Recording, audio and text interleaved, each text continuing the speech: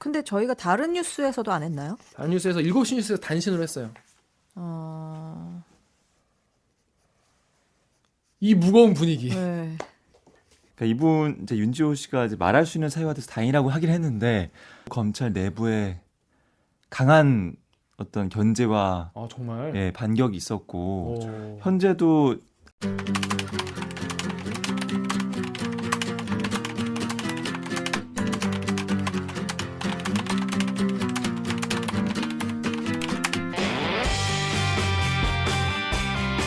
사 4차 언론혁명을 꿈꾸는 기자들이 모였다. 본격 KBS 소통방송 댓글 읽어주는 기자들!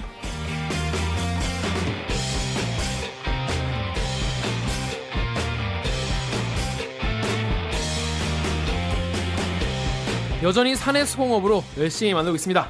댓글 읽어주는 기자들, 리포트에 나오지 않는 취재 뒷이야기, 그리고 KBS 기사에 누리꾼 여러분들이 남겨주신 댓글 다 찾아 읽고 답을 해드리거나 담당 기자한테 가서 대신 따져드립니다. 반갑습니다. 저는 진행을 맡은 프로 대댓글러 김기아 기자입니다. 반갑습니다. 오늘도 열심히 일하는 것 같은데 계속 욕을 먹고 있는 우리 너무 슬퍼요. 너무 슬퍼요. 이 댓글 읽어주는 기자들의 찾아와 주신 여러분 정말 반갑습니다. 찾아오느라 고생 많으셨고요. 오늘도 방송 끝까지 함께 해주시고 들으시다가 이 방송 괜찮다, 재밌다, 들을만 하다 싶으시면은 좋아요와 구독 버튼을 꼭 눌러주시기 바랍니다. 주변에도 너무 창피하지 마시고요. 저희가 부끄럽지 않을 만큼 잘 방송 만들 테니까 많이 홍보를 내주시면 감사하겠습니다. 제가 뭐 2만 명 가면은 라이브 하겠다 이런 얘기 했는데 그런 날이 올까 모르겠습니다. 그 말을 우리가 너무 빨리 꺼낸 것 같아. 그렇습니다. 너무 성급했어. 자, 저희 방금 우리 28화 2부 최초 공개 하고 왔어요. 네. 어땠어요, 기자님들? 그래서 제 이름을 불러주시니까 너무 고맙더라고, 황송하더라고 진짜. 정말 그렇죠. 네, 그런 경험 처음이에요. 기자가 9년 차지만 처음이었어요. 그러니까 내 기사를 많이 알리긴 했지만은 누군가 날 집어가지고 네 기사 그렇죠. 어땠다, 너 어땠다 이렇게 얘기해주는 건 기사에 대한 언급이 있지만 기자에 대한 언급은 없었거든요. 그렇죠. 예전에 그 세이클럽 하는 느낌? 네. 저도 이거 생각했어요. 학생 때 세이클럽 하던 느낌. 한번 세이클럽 뭔지 알아요? 알겠지. 진짜 난 거기서 방송하던 사람이야. 맞네. 너 하늘알이 알아? 하늘알이. 자, 넘어가실게요. 그래서 지금 자료 영상 찾으신다 지금 네티즌 자, 수사대님. 근데 지금 우리가 누군지 모르시는 분도 계시니까 네. 자기소개 부탁드릴게요. 먼저 홍 기자부터. 네, KBS 정치부 새내기 기자, 정치부의 그냥 허리 9년차 홍성입니다. 반갑습니다. 반갑습니다. 자, 옥 기자. 네, 안녕하세요. KBS에서 팩트체크팀. 그래서 팩트체크를 담당하고 팀 이름이 있는, 영어야. 네. 팀 이름이 영어예요. 있어 보이는. 담당하고 있는 8년차 오규정입니다. 반갑습니다. 다음. 네, 저는 영등포의 평화를 지키는 4년차 영등포 요정 강병수입니다. 영등포의 평화 안 지키고 딴 데 가셨다고 최근에. 요새 진짜 너무 막 굴려요. 여기 와서 내가 말하는 건데 너무 장기 출장들을 많이 보내고 먼 곳으로 보내면은 아무렇지도 않게 막 보내더라고. 그러니까 먼 곳에 누구 갈래 그러면 강병수. 자연스럽게 어디 광주 가는데 어디 저 여의도에서 뭐 동작 요 정도 가는 것처럼 좀 갔다 와라. 광주 왜 갔나요? 광주는 이 전두환 씨의 광주엔 처음 법정에 서게 돼서 사자 명예훼손죄로 이제 광주 법원 가는 길을 팔로잉하기 위해서 쭉 따라갔다 왔습니다. 전두환 씨 봤어? 멀리서 저희는 왜냐면 뒤에서 계속 따라갔기 때문에 멀리서 보고 나올 때도 사실 앞에서 대기해가지고 이제 멀리서만 볼 수 있는데 나올 때는 이 광주 시민들의 이제 30년 넘게 쌓아온 한 때문에 그 앞이 한 시간 정도 난리였어요. 그래서 아예 막 인파에 너무 가득 쌓여서 그러니까 사실 이 추적 보도에 대해서는 항상 뭐 이제 찬반의 의견이 갈리잖아요. 너무 지나친 관음증, 선정성이 있다라고 생각도 돼요. 그리고 실제로 광주 시내에서 타사 차량이 사고가 났어요. 그러니까 언론사들이 이제 경쟁이 너무 치열한데 사실 차 한 대를 거의 한 10대 가까이의 승합차가 쫓고 있는 상황이잖아요. 그러니까 막 요리조리 피하고 그러다 보니까 이제 어쩔 수 이렇게 탁 피하다가 갑자기 차가 껴드니까 이게 좀 박아서 사고가 났는데 그건 그나마 시내에서 사고가 나서 속도를 빨리 못 내서 인명 피해가 없었는데 아까 말한 것처럼 이 고속도로에 고속도로의 사고였으면은 그리고 그 휴게소에 못 내린 다음에 그 후부터 이 전두환 씨의 차량이 너무 빨리 달렸거든요. 화장실 가야 네, 되니까. 화장실 가야 되니까 그런 건지 잘 모르겠는데 갑자기 진짜 미친 듯이 달리더라고 그때부터. 근데 이제 차들이 우리도 기자들도 내렸다가 가는 걸 보고 뒤늦게 따라가잖아요. 그러니까 네. 안 보이는 거야 시야에. 아 그래요? 그러면 네. 안 되지. 그러니까 이제 마음이 쫓아가야지. 급하잖아. 모든 언론사 차량이. 그러다 보니까 이 갓길을 거의 뭐 160, 70km의 속도로 이렇게 달려고 하다 보니까 너무 위험하더라고. 그래서 이게 기자들의 안전은 두 번째고 그것 때문에 다른 분들이 그렇죠. 사실. 사고 나면 더 네, 문제죠. 맞아. 그게 사실 더 큰 문제죠. 그래서 그 언론사 차량은 사고가 언론사 찾기 한 거예요? 언론사 찾길이 났다고는 들었어요. 그러니까 어느 차량이 박았는지 한 언론사는 확실히 아는데 어디예요? 그 YTN이라고 알고 있거든요. 근데 전 이제 들은 거라서 YTN으로. 그렇습니다. 하여튼 앞으로도 이런 거 좀 더 신경을 쓰면서 취재했으면 좋겠습니다. 오늘은 메인 코너 시작하기 전에 우리 신 코너가 생겼어요. 뭐죠? 드디어 우리 코너 2개 하지 2개. 그 예전에 몸이 1회부터 한 4화까지인가 있었어요. 병수가 간다라고. 우리의 어려운 시절을 병간. 함께했던 병간. 저희 엄마가 제일 좋아했던 코너. 이거 아시는 분 진짜 인정. 그 인정. 제 시청자 청취자분에서 중에서 병간 아시는 분 손하면 진짜 진짜. 그분은 인정이에요. 인정. 그분 써주세요. 그러니까 병간도 있었는데 병간 그만 없어지고요. 그래서 이번에는 새로 생긴 코너입니다. 목미 얼더미 오규정 기자와 함께하는 팩트 체크 이 뉴스. 목미. 그렇습니다. 그런 이 뉴스가 대체 네, 뭐냐 부끄럽네요. 하는 저희가 이제 팩트 체크 코너인데요. 뭐 일주일 동안 KBS에서 진행했던 팩트 체크를 정리한 것도 있고 거기에 일단 나가지 못했던 거를 또 다 다룰 수도 네. 있고 새로 한 건 있을 수도 있고. 자, 그래서 우리가 지금 첫 번째 우리 팩트 체크 오늘 이 뉴스 목미에요 다룰 거는 어떤 아이템이죠?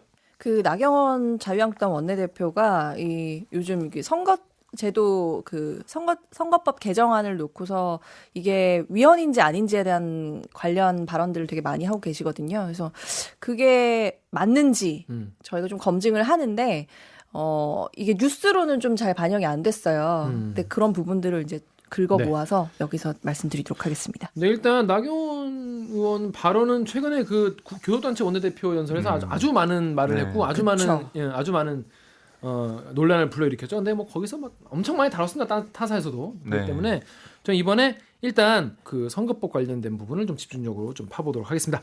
지난번에 옥 기자가 이 정치인 발언에 가짜 뉴스가 있다. 네. 그러니까 가짜 뉴스는 꼭 언론사가 하는 게 아니라 정치인들의 입에서 나온다. 네. 많다 하셨는데 그쵸.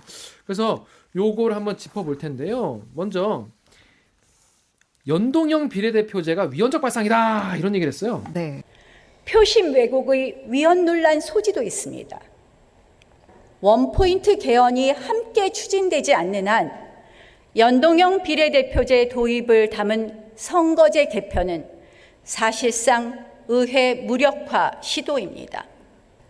패스트 트랙은 사상 초유의 입법 쿠데타, 헌정 파괴입니다. 지금 야당들은 집권 여당에 의해 철저하게 이용당하고 있는 것입니다. 선거제 개편을 미끼로 좌파 독재 법안을 통과시키려고 하는 것입니다. 네, 요거가 맞는 말인가요? 이게 이제 가치 판단에 대한 부분은 저희가 뭐 어떻게 말씀드릴 수는 없는 거지만 저희 팀에서 이걸 취재할 때는 위헌적 발상이 아니다. 그러니까 사실이 아니다라고 결론을 내렸어요. 왜죠? 그 선거법에 보면 그 지역구 의원을 뽑고 그다음에 비례대표 의원을 또 당에다 투표를 해서 비례대표 의원을 또 뽑잖아요. 근데 예전에는 한 표를 행사하면 그 의원도 뽑고 당의 비례대표 그 석도 주게 되는 그런 선거 제도를 채택을 하고 있었어요. 근데 그 당시의 법이 1인 1표제 하에서 그때의 비례대표 제도는 위헌이다라는 헌법재판소 판결이 2001년에 있었어요. 지역구 후보랑 정당에 대한 투표를 각각 한 표씩 하도록 제도가 저도 바뀌었잖아요, 기억나요. 지금. 네, 네. 기억나요. 네. 근데 이 자유한국당은 연동형 비례대표제가 위헌이라고 반박을 하고 있는 거예요. 그러니까 후보자와 정당에 대한 투표 가치가 다르다는 취지로 그렇게 하는 건데 연동형 비례대표제라는 말이 조금 어려워서 제가 좀 우선 설명을 드리자면 우선 총 의석수를 정당 득표율로 정하고 그리고 지역구에서 몇 명 당선됐는지에 따라서 나머지는 비례대표 의석으로 채우는 건데 예를 들어서 만약에 우리나라 국회의원 의석수가 전체 의석수가 100석이다라고 하면 지역구 의석에서 30석을 얻은 정당이 정당 득표율에서 만약에 40%를 얻었다. 그러면 30석밖에 안 가져갔으니까 나머지 10개석을 비례대표 의석으로 가져가게 해주자라는 개념이잖아요. 정당 득표율과 의석수를 최대한 맞추자는 연동형 비례대표제입니다. 독일 방식을 예로 들어볼까요? 투표용지를 2장 쓰는 건 지금과 똑같습니다. 만약 한 정당이 정당 투표에서 50%를 득표했다면 일단 150석은 확보한 겁니다. 이어서 지역구 투표함을 엽니다. 이 정당이 지역구 150곳에서 이겼다면 정당 득표로 확보한 150석을 모두 지역구 의석으로 채웁니다. 그런데 지역구 50곳에서만 이겼다면 정당 득표율을 맞추기 위해 나머지 100석을 정당이 추천한 비례대표로 채우는 겁니다. 이 방식이라면 지역 당선자를 못 낸 소수 정당도 전국에서 얻은 한 표 한 표를 모아 의석 확보가 가능해집니다. 네. 근데 헌재는 지역구랑 정당에 대한 각각의 투표가 지금 반영이 되고 있으니까 네. 그거는 위헌이 아니다라고 보는 거죠.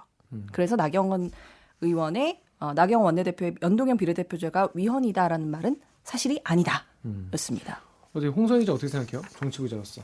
헌법 측면을 좀 따져보면은 네. 41조 3항에 국회의원의 선거구와 비례대표제 기타 선거에 관한 사항은 법률로 정한다 이거예요. 전부가 비례제에 네. 관련 규정이. 그러니까 법률로 정한다 이렇게 돼 있는데 여기에 대해서 이제 한 그 교수님 같은 경우는 헌법학 교수님이신데 이것은 비례대표를 반드시 도입하라는 취지는 아니고 도입할 경우에 법률로 정하라 이렇게 해석하는 분도 계시고 또 다른 헌법학자분은 이것은 그 비례제를 해야 한다는 뜻이다 이렇게 해석하는 분도 계시더라고요. 그래서 비례제 폐지가 오히려 위헌이다. 그러니까 이게 헌법학자 분들도 이 두 분 다 아주 저명하신 헌법학자 분이시거든요. 제가 이름을 거론하니 그렇지만 네. 둘 다 권위 있는 분이신데도 불구하고 이렇게 의견이. 그 조문에 대한 해석은 좀 달랐다. 근데 어느 네. 쪽이든지 간에 비례대표제가 문제가 있다는 건 아닌 거네요. 그렇죠. 지금 비례대표제가 문제가 있다는 건 아니죠. 그렇군요. 원동형 비례대표제 그렇죠. 마찬가지고. 네, 그것도 네네. 마찬가지고요. 그렇습니다. 자, 그럼 아닌 걸로. 네. 자, 다음. 그러면 여기 이런 말 있어요. 나경원 원내대표가 뭐라 했냐면 결국 의원 정수는 300석을 넘어서는 안 된다는 불문의 헌법 정신에 반한다는 것을 국민들께 고백합시다. 우리 모두 솔직해집시다. 연동형 비례대표제는 의원 정수의 무한 확대와 극심한 다당제를 초래하는 것. 결국 의원 정수는 300석을 넘어서는 안 된다는 불문의 헌법 정신에 반한다는 것을 국민들께 고백합시다. 저도 그걸 보고 약간 뜨악했거든요. 그러니까 300석을 넘으면 안 된다는 이런 헌법 정신이 있나요? 그래서 헌법을 그냥 보시면 그건 딱 나와 있어요. 헌법 41조에 보면 아까 말씀하신 거기 2항인데요. 국회의원 수를 법률로 정하되 200인 이상으로 한다라고 돼 있어요. 그러니까 하한선만 있는 거고 상한선은 없어요. 근데 옛날 그 유신헌법을 보면 그때는 이제 국회의원 권한이나 권력을 좀 축소하려는 시도가 있었으니까 그런 의도로 의원수의 상한을 뒀는데 그때 6차 개정헌법 36조를 보면 하한을 둔 거 아니에요? 하한과 상한을 같이 뒀어요. 그래서 그때 국회의원 수는 150인 이상, 200인 이하의 범위 안에서 법률로 정한다. 이런 식으로 쓰긴 했었는데 지금은 상한은 없습니다. 네. 사실 저는 뭐 이 말이 뭐 팩트냐 아니냐도 중요하지만 네. 이거와 함께 사실 선거제 연동형 비례제가 맞냐 그러냐를 넘어서서 근본적으로는 사실 네. 의원 정수에 대한 네. 우리 사회의 논의가 네. 없죠. 좀 있어야 될 것 같아요. 사실 네. 당리당략을 가지고 선거제 개혁 논하기보다는 사실 네. 국민들에게 더 근본적으로 중요한 거는 의원 정수를 300으로 유지할 것이냐 이게 맞느냐에 대한 논의. 사실 그렇죠. OECD 평균은 17만 명이 아니라 그러니까 우리나라는 제가 알기로 17만 명당 이제 한 명의 명 의원을 정도. 두고 있고 네. OECD 평균은 10만 명으로 알고 있거든요. 네. 그러니까 이제 기본적으로 자유한국당 의견은 지금 의원 수를 늘리지 않고 오히려 네. 더 줄이고 비례대표 270으로 줄인다. 네, 그리고 이제 비례대표를 없애겠다 이런 거잖아요. 네. 제 생각에 이거는 이번에 5.18 망원 사태를 겪으면서 네. 나경원 원내대표가 이 비례대표들이 자꾸 사고를 치니까 뭔가 문제가 있는 것 같다. 이러다가 안 되겠다. 이런 생각을 든 게 아닌가 그런 생각도 들고요. 그 마지막으로 그러면 5천만 국민이면은 뭐 네. 10만 명당 한 명 이런 얘기 하면은 뭐 국회의원 수가 500명으로 늘어나게 되는 건가요? 그 알릴레오 저희의 그 경쟁 프로그램 뭔 개소리야! 욕먹어요. 알릴레오의 번외편 고칠레오에서 우리의 경쟁.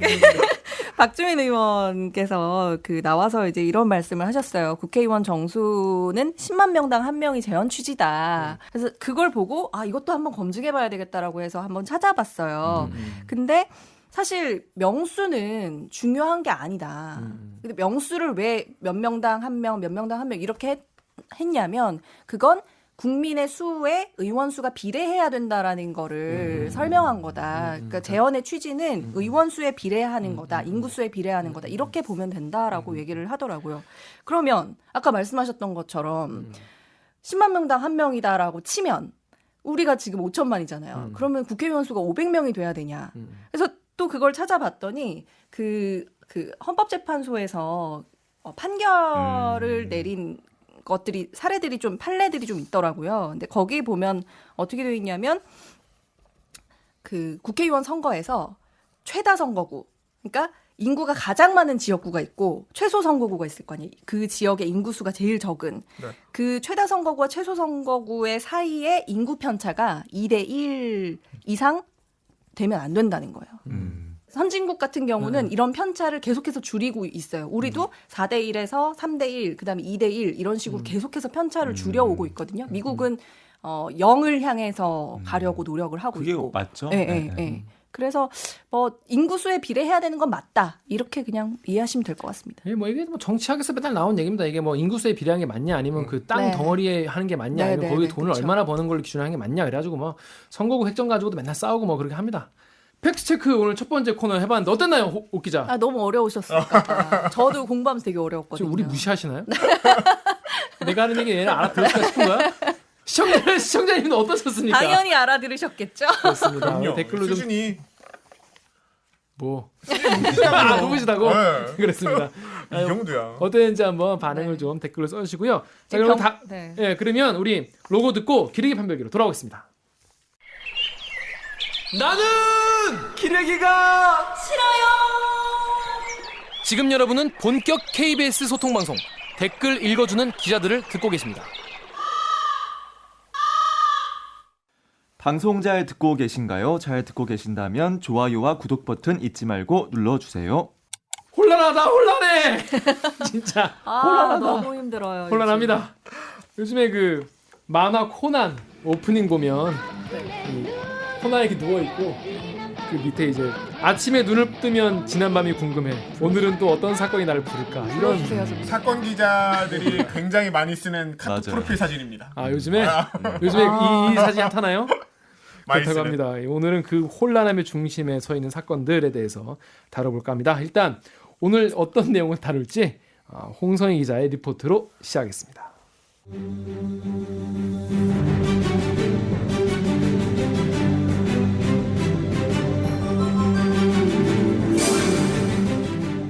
SBS는 확보한 카카오톡을 바탕으로 연예인 정준영 범죄에 대한 경찰 수사에 문제가 있었다는 단서를 포착하고 단독으로 보도했습니다.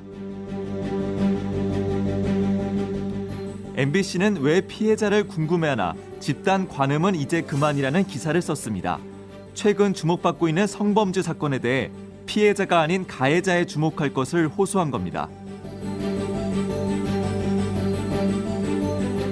CBS 김현정의 뉴스쇼는 이번 사태의 첫 신고자인 방정현 씨를 인터뷰했습니다. 버닝썬 사건의 배경에 경찰과의 유착관계가 있다고 지적했습니다. 한 주간 KBS는 무엇을 했을까요? KBS 무기력 특집 지금 시작합니다. 네, 리포트 마지막에 말씀드렸죠. 오늘은 무기력 특집이에요. 무기력합니다. 그래서 우리 KBS 한 주 동안 뭐 했나? 그러면 다른 언론사들은 얼마나 잘했나 한번 살펴보겠습니다. 일단 첫 번째 댓글 우리 강명수 기자가 읽어주세요. 네, 트위터에서 눈물이 달콤해져 버려님께서 남겨주신 댓글입니다. SBS 2016년 정준영 범죄 관련 경찰 수사 의혹 관련 단서 포착. MBC 피해자를 궁금해하는 집단 관음 이제 그만. KBS 뉴스 부끄럽죠? 이래도 수치스럽지 않으면 그게 언론인가요? 또 라라님께서 KBS 뉴스 뭐지? 이 시기에 일자리 뉴스가 1번이라니 이렇게 했더니 달빛마을님께서 대댓글로 SBS 특종이라 인용 보도하려니 자존심 상하나 보네요. 어제도 그러더니. 네, 그렇습니다. 자, 뭐 이런 상황입니다. 아 이게 일단 그런데, 예. 이 중에서 담당 부서 그래도 사회부니까 그렇죠. 강병수 기자가 일단 이거 댓글 보고 일단 든 느낌만 일단 먼저 말해주세요. 네, 잘 못하고 있는 건 인정합니다. 뭐 이렇게 워낙 타사에서 좋은 보도, 세상에 굉장히 지금 경각심을 줄 만한 보도들을 많이 하고 있는 반면에 KBS 보도가 9시에 이제 TV에 그 시청 고정시키는 시청자들에게 과연 굉장히 큰 충격을 줄 만한 보도를 하고 있냐 이런 데 대해서는 뭐 부끄럽게도 그렇지 못하다라는 점은 분명히 인정합니다. 근데 원래 강병수 기자가 네. 버닝썬 원래 전문 아니었습니까? 버닝썬하면 강병수. 버닝썬은 KBS에서 이게 지금 굉장히 강병수 이상한 아니었습니까? 프레임이 돼버렸는데 입밴을 당했다는 이유로 입밴 당한 거 이제 자랑스럽습니다. 이 정도로 이 쓰레기 같은 곳이었다면 자랑스럽는데 제가 버닝썬은 사실 3일밖에 취재를 못해가지고 그렇습니다. 3일 취재하고 근데 이런 기사들은 다 아시겠지만 제보자가 굉장히 중요하잖아요. 그렇죠. 근데 그동안 이 KBS가 별로 이 제보를 이런 굵직굵직한 제보를 할 만큼 믿음을 좀 잘 못 주고 있었다는 그런 게 증명이 되는 게 아닌가 싶네요. 저희도 열심히 만나고 있어요. 굉장히 사실 뭐 KBS 내부에 소위 말하는 고위급 기자라고 하는 분들도 이제 나름의 노력으로 취재원에게 다가가 보려고 하고 있고 직접? 네, 직접. 네. 보통 뭐 일선 취재 기자가 그렇죠. 아니고. 아닌 기자들도 이제 그러니까 이른바 다가가려고. 데스크나 뭐 부장이라 하는 사람들까지 지금 다 그렇죠. 나서고 있다는 네. 거죠. 저도 약간 전직 사회부원으로 좀 그때 당시의 분위기를 가지고 얘기해 보면은 제 생각에는 여긴 그런 말 있잖아요. 자존심 때문에 KBS가 안 받고 있다. 네. 제가 봤을 때 KBS 기자들 지금 자존심다 이런 없어요? 자존심 없어요. 네. 솔직히 말해서. 예. 없어진 거죠. 우리가 뭐 타사 안 받아 이런 자존심이 이미 없습니다. 네. 오히려 비참하네요. 오히려. 예. 정말 같은 이제 높이에서 싸우고 있고 오히려 우리가 처지고 있다는 그런 위기감이 더 강하지. 맞아요. 그래서 우리가 자존심 이상에서 안 받는다는 거는 말이 안 맞고요. 사실 현재 상황과는 다만 이런 경우 이렇게 물먹은 경우가 많았는데 저도 사회부 때 미치도록 사실은 지금 다급하게 뛰고 있을 거예요.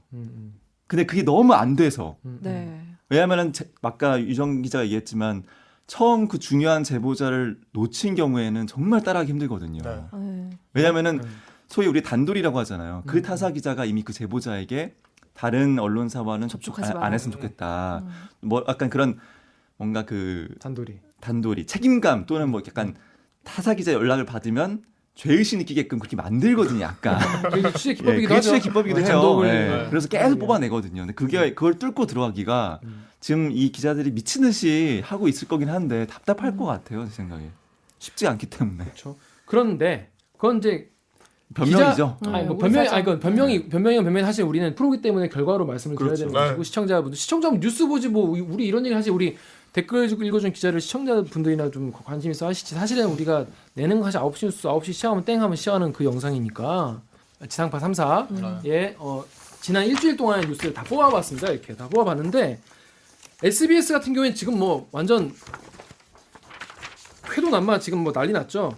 버닝썬 관련해서 굉장히 기사도 많이 하고 이게 경찰과 유착 의혹 관련해서도 엄청 많이 했어요. 그래서 탑부터 시작해서 하나, 둘, 셋, 넷, 다섯, 여섯, 일곱, 8개 8꼭지를 했는데 마지막에는 강경영 기자 이거 이제 보도한 강경영 기자까지 인터뷰. 출연을 해가지고 여론까지 움직이는 대형 기획사가 영향력이 막강하다 이런 얘기까지 하고 그리고 경찰의 수사 자체가 유착 의혹이 나오니까 이제 부랴부랴 시작을 했고 뒷북 수사가 과연 의미가 있냐 경찰도 조지는 내용까지 넣었어요. 자 이렇게 소스가 있으면은 이렇게 좋은 막 단독 보도를 할 수 있어요. 그런데 그러면 MBC는 그런 건 없어. 그런 건 없어. 새로운 팩트는 없어. 그런데 그래도 좋은 탑을 냈어요. 탑이 이제 왜 피해자를 궁금해하나 집단관은 이제 그만 이걸 탑으로 했어요. 근데 이건 굉장히 좋은 의제 설정의 어떤 기사였던 것 같아요. 보니까 사람들이 이거 사실 이 이슈 같은 경우에는 대중들도 사실 너무 이거에만 좀 관심을 두고 있는 집단관음이 많이 있었거든요. 실제로 네이버에 막 실시간 검색하고 막 정준영 동영상이 막 올라오고 사람들 사이에서 정준영 동영상이라는 영상이 돌고 그랬는데 그런 거에 대해서 언론사가 해야 되는 굉장히 중요한 역할을 뭐 네. 단독은 아니지만 그렇죠. 아젠다를 그만큼의- 던진 거예요. 네, 그만큼의 가치가 있는. 근데 우리는 뭐 했냐면 같은 날에 취업자 수 26만 명 증가했지만 3040 일자리는 암울하다. 그리고 단독 보도로 정부 일자리 4만여 개 따져보니 대부분 실적 채우기였다. 이게 탑 세컨이에요. 이걸 이렇게 보면은 과연 사람들이 우리 이거 뉴스에 관심이 있었을까? 실제로 댓글도 별로 달지 않았습니다. 네. 제가 이거를 좀 분석이라기 좀 거창하지만은 보면서 그렇다면 정준영이 묻힌 장자연은 과연 무엇이었나? 이걸 좀 봐야 돼. 우리 제일 첫 페이지에 보면 이게 3월 7일 뉴스부터 제가 쭉 따져봤거든요. 근데 3월 7일에 SBS랑 KBS는 윤지호 씨 있잖아요. 윤지호 씨, 장자연 씨의 동료. 윤지호 씨를 출연해서 말씀을 들었어요. 윤지호 씨에 대해서. 근데 MBC는 그런 거 없었어요. MBC 없었는데 윤지호 씨가 출석한 날 검찰 3월 12일 뉴스를 보면은 SBS는 윤지호 씨 언니의 억울함을 풀 것 윤지호 국회의원 언론인 추가 진술 이래가지고 리포트를 했고 메인 뉴스에 MBC도 12일에 특이한 이름 정치인 누군가 동료의 리스트 진술 이래가지고 또 리포트를 했습니다. 근데 우리는 없어. 이게 우리가 장자연 씨 사건 같은 경우에 굉장히 팔로우를 열심히 했는데 지금까지 요거는 안 했잖아요. 근데 사람들을 봤을 때는 딱 이것만 보면 진짜 KBS는 장자연 이슈에 묻힌 거 정준영 이슈에 장자연 묻힌 건 오히려 KBS인 거예요. 근데 저희가 다른 뉴스에서도 안 했나요? 다른 뉴스에서 7시 뉴스에서 단신으로 했어요. 이 무거운 분위기. 네. 이 무거운 분위기 어쩔 거임? 사람들이 이제 KBS는 장자연 씨 사건은 진짜 관심 없나 보다 이렇게 생각하는 거 이거만 보고. 아, 그건 아닌데 저희가 제일 열심히 네. 팔로우 했었는데. 그거 진짜 억울하더라고. 근데 이러면 사실 취재한 기자는 정말 억울하죠. 정말 취재 기자는 진짜 오래를 억울하죠. 우리는 취재한. 예전에 파업 끝나고 나서 우리 TF를 따로 만들었잖아요. 장자연 네. TF, 장자연 씨 TF를 따로 만들어 따로 굴리고. 그리고 지난번 이재용 기자도 15화인가 출연해서 또 그거에 대해서 또 단독 보도해 나왔지만은 그거 다 그냥 없는 것처럼. 네. 여론을 보면은 일단 정준영에 너무 이제 포커스 맞추는 거는 오히려 더 문제고 이것 때문에 네. 뭐 가려진 게 있다 이런 말씀이 많이 있는데 그럼 그 다음 댓글 한번 볼게요. 인스티즈에서 익명으로요. 아니 근데 진짜 연예인들로 논 쪄버리는 것 같아. 지금 윤지호님 어려운 결정 해주신 건데 기자들 4명밖에 안 오고 관심은 다 승리랑 정준영한테 가고 이거 좀 문제 있어. 다음도. 네. 트위터에서 보짱님이 윤지호 씨를 조선일보 기자라는 사람이 미행하고 추격하고 다니는 곳에 막 전화하고 그랬다는데 이거 분명히 수사하길 바랍니다. 3월 14일자 KBS 1라디오의 김용민 라이브에 윤지호 씨가 또 인터뷰를 해줬어요. 그 내용 잠깐 듣고 오겠습니다. 제가 아무래도 무리해서 책을 출판하고 대중 앞에서 이렇게 많은 매체와 인터뷰를 무리해서 응하고 있는 것은 단 하나 사실을 전하고 싶고 여러분들도 당연히 아셔야 될 권리가 있다고 판단을 했기 때문인데요. 또 분명한 것은 가해자가 단 한 번이라도 보셨을 것이라 생각을 하고 꼭 보셔야 되고 들으셔야 한다고 생각합니다. 네. 그분들 보시라고 인터뷰하고 있는 것 그러니까 여러분의 가슴을 먹먹하고 답답하게 해드리려고 인터뷰를 할 수밖에 없어서 너무 죄송하고 일단 아이고 별 말씀을요. 예. 또 언론이 또 다른 타겟을 겨냥해서 덮는 현상을 또 정확히 체감을 하셨을 거라고 보여지고요. 예, 예. 또 여러분의 노력으로 인해서 제가 이렇게 멀리까지 왔다고 생각을 해요. 자, 이거 말씀 들었는데 저는 저부터 일단 첫 인상부터 말하자면은 이분 지금 이런 인터뷰 지금 몇 번째 하는 건지 몰라요, 진짜. 몇 번째 한 건데 지금 들으시면 아시겠지만은 지금도 목소리가 절절하잖아요, 지금. 감정이.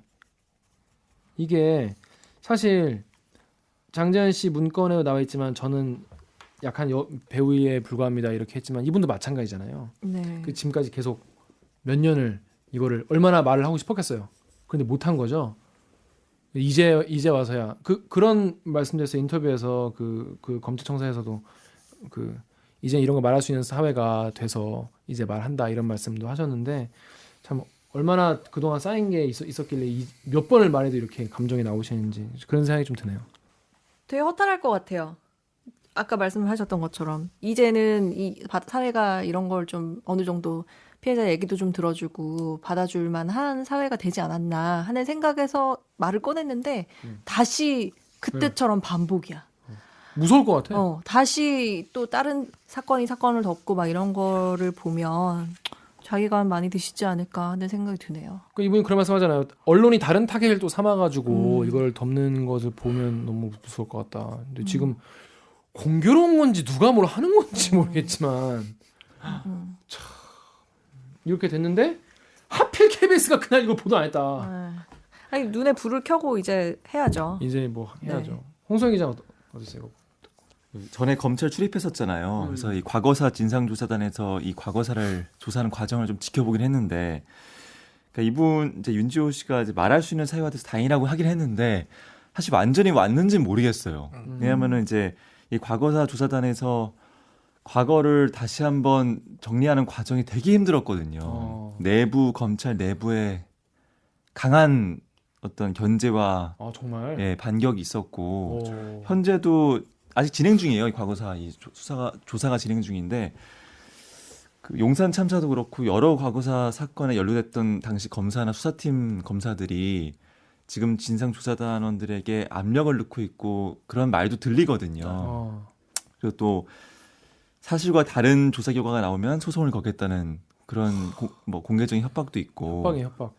그래서 이게 지금으로서는 이제 그런 사이가 온 것 같지만 이 물밑에서는 또 아직도 그 많은 이 사건을 공개됐을 때 사실 치부가 드러난 사람들이 열심히 또 뛰고 있다.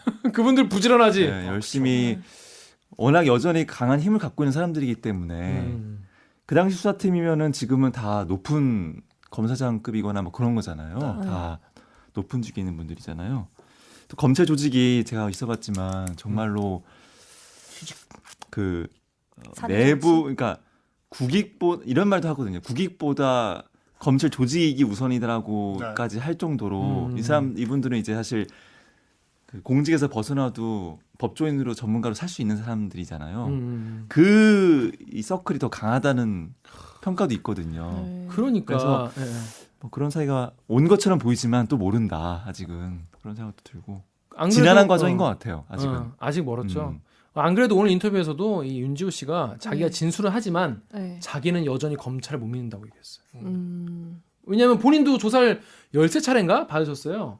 받았는데 그 과정에서 이게 어떻게 왜곡되고 덮어지고 다 봤기 때문에 어떻게 보면 우리보다 훨씬 더 잘 아시겠죠. 그렇습니다. 그래서 이 앞으로 좀 어떻게 될지 진짜 이게 KBS가 좀 더 바짝 달라붙어서 취재를 해야 될 것 같습니다.